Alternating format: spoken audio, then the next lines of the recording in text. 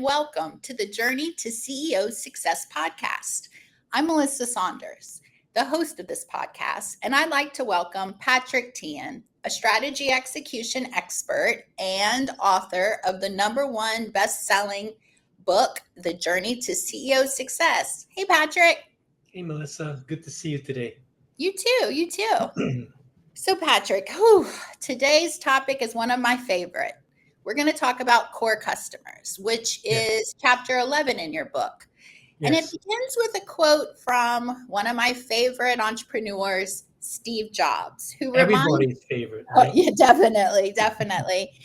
He reminds us that companies' customers really don't care about them. That's a big shock. They care about reaching their goals. And to be successful, and all great companies know this, companies must understand their customers' goals, their needs, and desires. But from the book, I can tell you learned this firsthand after about a year of knocking on doors. Yeah, so before we talk about me knocking on doors, we have 7 key practices, and this is the 7th practice. So we've gone through in our first few, podcasts here, each of these different practices. So for folks who are tuning in for the first time and wondering, gee, what happened to the first 6, right? It's all in our archive. So please go check those out. But this is our 7th practice, understanding our customers' needs. And so, yes, you asked about my firsthand knowledge of doing this by knocking on doors. Mm-hmm. And that's because, my background, I was a programmer consultant.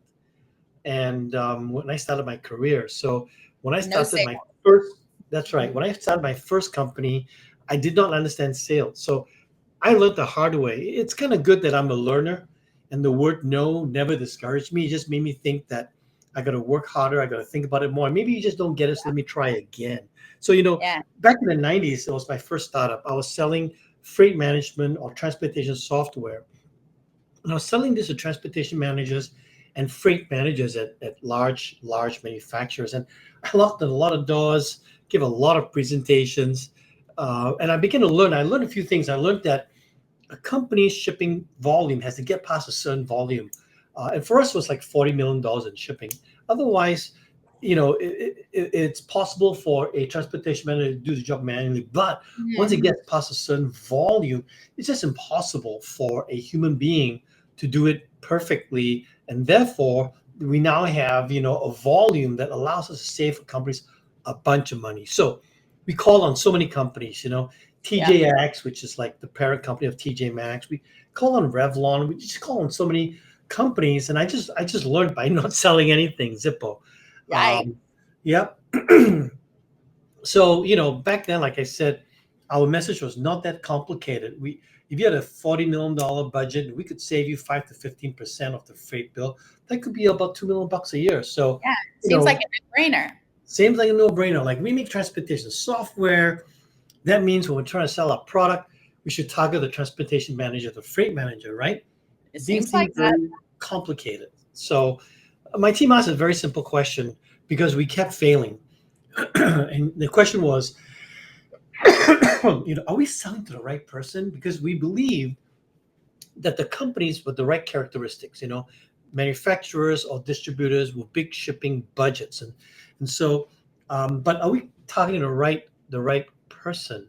So we went back and we tried to answer a very basic question. Forget about job titles. Who is in this company that really cares about this stuff? Whose job and life really would get better? And after a lot of work and stuff, we arrived at a thesis. And the thesis was, look, we're really trying to get someone who cares about reducing cost in the supply chain that could potentially save the company millions. And this person would have to be someone who, was willing to try new things. They would have to have given the mandate to reduce the company's supply chain costs. And again, the company, this guy or gal had to have at least $40 million of shipping budget. So we learned, by the way, that the job title did not matter, because what we realized was that oftentimes this person could end up being a supply chain manager, head of distribution, head of logistics, sometimes even the CFO, and even a few times it happened to be the freight manager. But most of the freight managers we talked to, unfortunately, didn't like us, and they actually felt like we automated their jobs, and Oh, they yeah, felt that's a threatened. great They felt point. threatened. Yeah. Wow. Yeah, no, I could see why you were getting the door slammed in your face a couple of times there. That Yeah. is So, crazy. the key lesson was, and we call this the core customers. That's what the chapter, Mhm. this practice number 7 is about. We call this the core customer. And when we identified that our core customer is someone that really needs a software with the right characteristics. It's not a job function. It's not a job title. It's a real person, a real thinking, feeling human being. And we started looking for this person. And so the day we were able to begin focusing on this core customer was the day we began to become successful and our company turned around. Wow, I'd say it turned around big time. I know you achieved a rank of 151 on the Inc. 500 list in 1996. So I'm so glad you were smart enough to take a step back and figure out the whole thing about the transportation manager. So really, I mean, no doubt is identifying the core customer so pivotal to a company's success. Yeah, and thank you for saying that. I would say I don't know that we were smart enough. I think we got slammed on our noses most of the Yeah, it was time, as I glad you recall the figured it out pain. for sure. Yeah. Yeah. So I would say, Peter Drucker, he is like the grandfather of all these management thinking. Mhm. And what we call the core customer is actually quite similar to Peter Drucker's primary customer. And Peter Drucker talks about how this primary customer or core customer needs to be someone that truly values your service, who wants what you offer. It's important to them. And according to Drucker, it's not just about marketing and sales. It's really important to design your entire company around this primary customer. And this is why I kind of call this person the core customer, because I think many entrepreneurs make the mistake of trying to please too many types of customers. I mean, Mm, all our companies start with us working hard, trying different kind of things, throwing mhm. spaghetti on the wall and Yeah, seeing which one sticks. We're used to saying yes, yes, yes, yes, yes. yeah, Now we right. get to the point where we have enough customers. Now it's time to really sit down and think through which of these customers really love our most important products the best. And by the way, sometimes it may not even be the first product we started life with, right? We could have said, "Hey, I want to go sell the world A," but the Yeah, world gravitated to B, this C, or other. D, and so it could be the third product, but this is the product that is selling. This is the product that you already know your company is going to be focused on, and then you want to make sure that you now figure out which are the customers in your customer set that are well matched with this product set that you are beginning to see that you're getting good at and specializing in. So it's now Mhm. time to be able to say, okay, guys, these are the core customers. These are the ones that we really, really care about, because not all customers are created equal. Some are more important than others. It's time for you to figure out which are the ones which are more important than others. I'll tell you why, because like I said, as entrepreneurs, we're not used to saying no.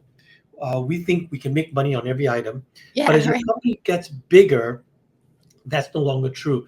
You no longer have the resources to do everything that everyone asks for. So you got to be really clear as to which are the customers you're really going to pay more attention to. The customers you will indulge, and the customers that you just say, "I'm sorry, we're not building that into the product or service," even though you asked for it. But we're just not doing that because our core customer needs this, and this is what we're going to build into that.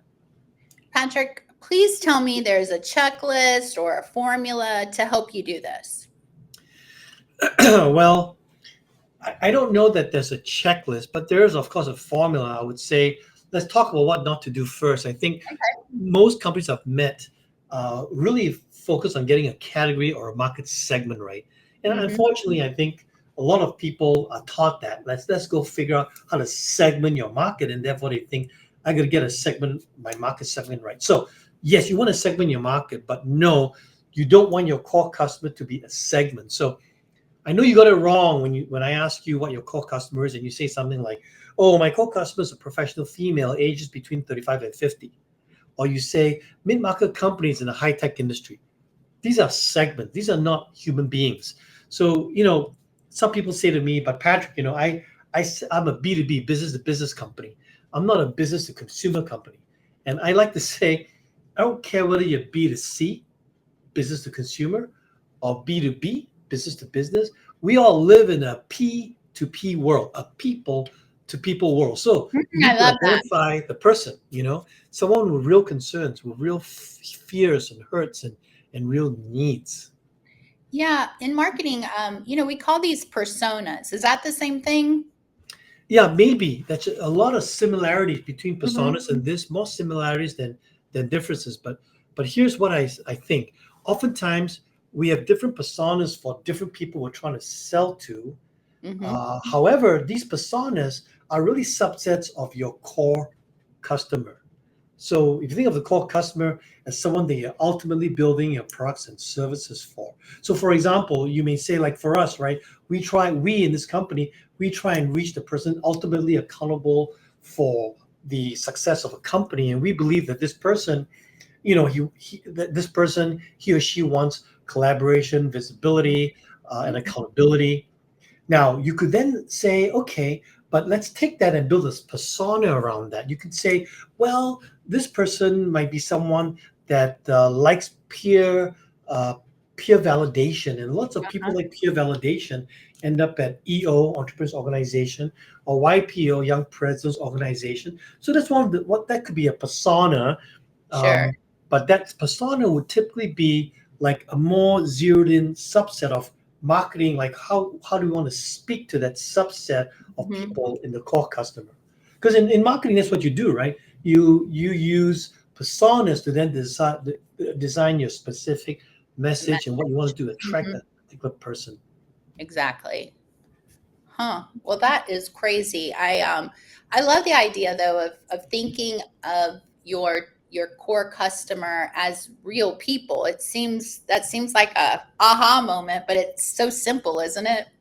Yeah, and I think you get it because you're in marketing. So Yeah. like I said, you asked me about personas just now. So marketing folks who are doing messaging and everything, they've already been taught to think of marketing to personas. And I do think that the minor difference, or the major difference, I should say, is this is not just about marketing. This is beyond marketing. This is about Hmm. making sure that your product, your services are designed for this person. Your post sales is designed for this person. So, your core customer definition should describe a person, and it should be short. It should be 20 to 25 words, no jargon.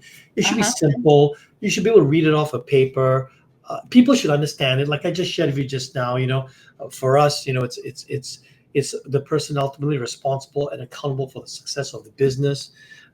Somebody who wants visibility, who that person wants visibility, collaboration, and accountability, and is also probably willing to have some change, right? So that's it. I mean, I didn't have to go pull up a piece of paper and read off some corporate thing for you. Yeah, And right. everyone at this company should understand that that's our core customer. My engineering folks should be building a product for these kind of customers. My coaches should be thinking, well, when we coach someone who is this person, this core customer type person, what do they Mhm. need, etc. So product, service, everything has to fit this particular person.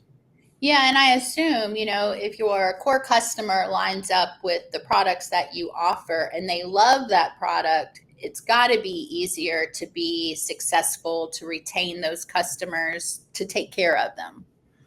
Yeah, I think that if you take a step back and you look, if the core customer is a good fit for your company, that means they're a great fit for your product. Hmm. That means that they're a good fit for your services. So then you can build your company around that. And it, it's I think it's a little bit easier to take care of them, frankly. Yeah, Right? definitely. Yeah, no, and they would probably, if you stopped making or servicing them, they would miss you, and they would want you to come back. It seems Yeah. like. Yeah. By the way, Seth Godin, great marketing mind. He Uh huh. said the way to figure out if your stuff really matters. He said if you were to leave, if you were to stop, would anyone care? Would anyone misuse? So Lose to your their point mind. exactly, Yeah. That's right? that's crazy. That's what you want. So I tell you, it just hit my brain. I mean, the thing about core customers, sometimes we miss them, is because they're happy. And in my life, I'm sure in yours too, the squeaky wheel gets the Oh, oil. definitely. Well, Yeah. if your core customers are happy, they're not that squeaky, right? Like Yeah. they're Right. happy, your people are happy servicing them. So Mhm. you have to be very intentional to say, okay, I know general wisdom is squeaky wheel gets the oil, but really in my case, I should go look for the non-squeaky wheels, the wheels that are running The smooth and quiet ones. fine, and ask myself, how can I help those wheels even more? So contrary to popular wisdom, don't go focusing on the squeaky wheel. Go look at Mhm. the customers that enjoy your stuff. Go look at the customers where your people enjoy servicing them. And Mhm. ironically, they actually are probably more profitable because it takes less to service them. There are probably less mistakes because they're probably using your stuff within the parameters that you decide that you wanted. And so there's probably less exceptions, less Mhm. special. And when you want to scale your business, it is the exceptions that are hard to scale. So if you can Mhm. imagine that if I could have a bunch of customers that I fully understand and they have the same desires, same needs, and I build product that makes sense for them, it's just easier to service them. Now it's easier to scale. Unfortunately, a lot of us, our reptilian brain here, our instinctive brain always makes us think that, hey, if we have to work harder at something, it's more valuable or it's more worthy. But Mhm. actually, it's the other way around. Like if it costs you more to service a customer because it's a poor fit, that's not as good as it's costing you less to service a customer because Definitely. it's a great fit. But what you should be thinking about then is how do you take a great fit customer and make that an Nail awesome it. customer experience and get phenomenal referrals, right? That's our Mhm. strategy anyway. We want to take our core customers, make them really successful, make them really happy, and then we want to grow through our referrals. And referrals is the number one way that we've been growing as a company. So it Yeah, works for definitely. us anyway. Yeah, so, I guess that brings me back to how we first started this conversation around your company Medicis. Where did you land on your core customer for Medicis? So that was a long time ago. That was back in the 90s. But I think it was something like, somebody who was willing to try something new to extract savings from the supply chain with a company with spending at least $40 million a year on shipping. So I think some key words there was someone that is willing to try something new because Mm, the supply chain industry at the time was new. And people were just thinking about how there was a lot of cost in the supply chain. mhm, Not every company was trying to think about how to reduce costs in the supply chain. So it was typically the forward-thinking companies that were willing to try something new. And by the way, it was important for someone to try something new because we were early in the technology bell cycle, right?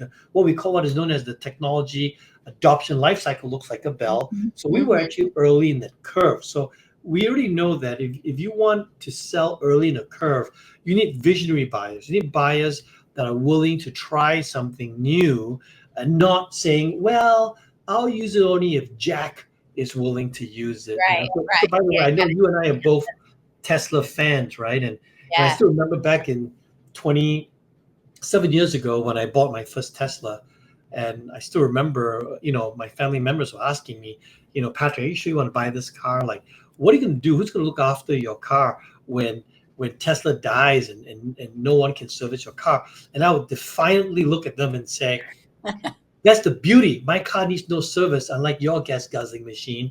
My car doesn't need service. Now you fast forward 7 years, Mhm. and now there's so many different EV manufacturers. Yeah. People are asking questions now, like, "Hey, will Lucid survive?" No, they're saying that's a cool car. It's as fast and better Mhm. than the Tesla. Yada yada yada. Let's go buy Lucid Air as an Yeah, example. By the yeah. way, I don't have a Lucid, so I'm not advertising for any You're company, not promoting that. sharing with you my own thoughts about EVs. So my point though was early in the adoption life cycle, it took people that were more willing to try Embrace it. something new, take the risk, and even swallow some of the negative things that people said about how stupid I was to buy a Tesla. But today, that that's past. Now you're in what we call main street adoption, where it's normal. In fact, you have so many choices now: Mercedes Benz, Audi, BMW, Cadillac, Lexus. Like all the car companies now either have uh, Option. an EV already on the street or have announced their next EV coming out. Right. So it's no longer a strange thing. And now you've got Main Street. You got everyone adopting. So back to Medicis, it was early in that. So we had to have someone that had the characteristic of a visionary buyer, willing to try Mhm. something new, which meant that they were willing to take the risk of trying something new. They wanted to extract savings from the supply chain and a big enough budget that we defined as 40 million, big enough budget where they would actually cause a good savings. I think it's so interesting though that nowhere in that core customer description do you hear anything like 18 to 25-year-old or That's right. job titles. And I think people who are listening to the podcast, that could be their mind might be blown when they hear Yeah. that. They might need to go back to their own drawing board and kind of see if there's something that they Yeah. might need to tweak with that. Yeah.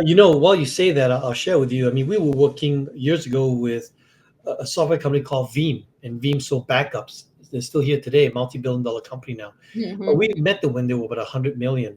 We helped them get to a billion. And when Veeam first met us, they also had segmented the companies this way. But then they began to see like they had a lot of successes in the small mid-market phase, but they also had some successes at the larger companies. And so as we applied this core customer discussion with them, it became clear that they actually had successes in all segments of the marketplace, but they only had their chances of success was much higher when the customer that they had was an IT professional who really was technical, and this IT professional's job was to make sure things didn't fail so that he or she could sleep well at night. Now, Okay. everybody wants to sell in their world. Everybody wants to be able to say that my core customer is the CTO, the chief technology officer. That feels really good. He or she's the buyer. They have the money. Da da da da da. But in Veeam's case, once they realized that their core customer in those days was the IT professional and accepted it, wow, they began to see some intelligence in the patterns of success. They began to see that they could actually sell to larger companies, and they were successful when they were selling or rather servicing the needs of an IT professional. Now, it could be that the CTO blessed the sale. It could be that the CFO signed off on the money, but it was an IT professional that said, I need this software because you guys want to recover your data, and this is the best way to do it. So they realized, and when that realization happened, it really did help their focus as a company. So they figured out their core customer, and they did really well by doing that. Yeah, no, another company that screams core customer, that they nailed it is Apple. I love that whole ad campaign that said, I'm a Mac, I'm a PC. And I think that spoke to the heart of who their core customer was. Someone who likes technology, beautifully designed products that work, Yes, and that were willing to pay more than what a PC would cost. yes, and they were also trying to find people that wanted it to be easy. Yeah. Like you said, easy works, no need much support, and you and I are both like one of those. We're all part of their tribe. So yes, I think the one thing you can learn from Apple, Apple, Steve Jobs did this, and Tim Cook still does this. They're very clear who they're trying to sell to, and they're also very clear that they're not trying to sell to everyone. And Mm-hmm. so when they learn that someone doesn't want the product, they don't go, "Oh my God, I got to change the product so that Right. person wants it." They actually ask the question. I believe they asked the question like, "Is this the right person to be worried about?" And if Mm-hmm. it's the right person to be worried about, then yeah, we should really consider their needs. But if it's the wrong person, like if somebody says, "Well, I would trade off designed for a cheaper product, they are smart enough to know that's not what the core customer would say. Right. The core Right. customer would say, not true. I would actually pay a little bit more for higher quality product. By the way, I also noticed that their core customers behave differently. Like when my Mac once in a while crashes, I'm all pissed off. Oh, yeah. That It is never not the happened. expectation, right? That's not Mhm. the expectation. It should not be crashing. So when if my Mac would have crashed, which has happened a few times, I get all upset. But my friends who live on PCs, when their PC crashes, they go, "Yeah, it's a blue screen of death. Let's just reboot." It's like Yeah, they accept it. they do. Um, I'm not saying one's good, one's bad. I'm just sharing with you that Apple's core customers don't accept that. You can't. So Apple cannot build a Mhm. product. They must not build a product that is not reliable and works. Because Yeah. one of the hallmarks of Apple's success is I don't need an IT guy or gal supporting me. And I still remember when Steve Jobs came back to Apple back in 1997, and a couple of years later, he built, the predecessor, the grandfather, great grandfather of your modern day Mac today. It was called the Apple Titanium. It was the first of its kind. And I remember we were a PC shop, and I was the CEO of MindBlazer, and I told my IT guy, I said, I'm going to go buy the Apple Titanium, and he had the he said to me, I'm the boss, right? He said to me, well, Patrick, I don't want to support that machine. I don't we have no Macs in this house, and I don't want to support that machine. And I turned to him and I said, well, the good news is I don't give a rat's ass if you support the machine, because I don't need you to touch my machine. That's In fact, I very, don't very want you to touch my machine, right? And then we laughed about it. But the truth is, I didn't need him to support my Apple Titanium. yeah, And that's so that's one of the things. Whereas again, nothing wrong with using a PC, but just right. Mhm. understand that the PC core customer is very, very different. PC core customer has support of corporate and has more resources, etc. An Apple customer may have the similar resources, but it's a different experience.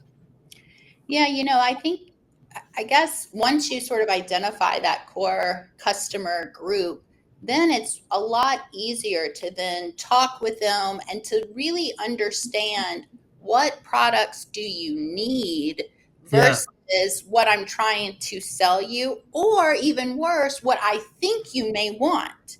And I yeah. know in the book, I think you talk about Avid Exchange did that pretty well. Sure. By the way, as we come to an end soon, because I know we're running out of time here, I do want to point out that we gave you a couple of examples. We gave you Veeam, Mhm. which is a B2B example in the book. We Yep. give you Avid Exchange, which is a B2B example. We give you BioPlus, which is a B2B example. And then we just talked about Apple and Tesla that are B2C examples. And in all examples, I just want to reinforce the thought that we live in a P2P world. Mhm. So whether you're in the business to sell to businesses or the business to sell to consumers, please remember core customer is so critical because you're selling to people. Hmm. You're selling to people and servicing, not just selling, but servicing people and making them successful. Yeah, that's great advice, Patrick. And I want to encourage all of our listeners to buy your book. They can read about everything we talked about, as well as the other practices that will lead to CEO success. And I really want to let people know that we're off next week, but when we return the following week, we're going to start interviewing CEOs out there. That way we can better understand what their journeys have looked like, maybe some lessons they've learned. And then you'll be able to really listen and weave in the practices that you discuss in your book. So I know I'm excited about that. That's going to be awesome. Yeah, until then, you guys, enjoy your journey. Bye now. Bye bye. Thank you, Melissa. Bye. Bye, Patrick.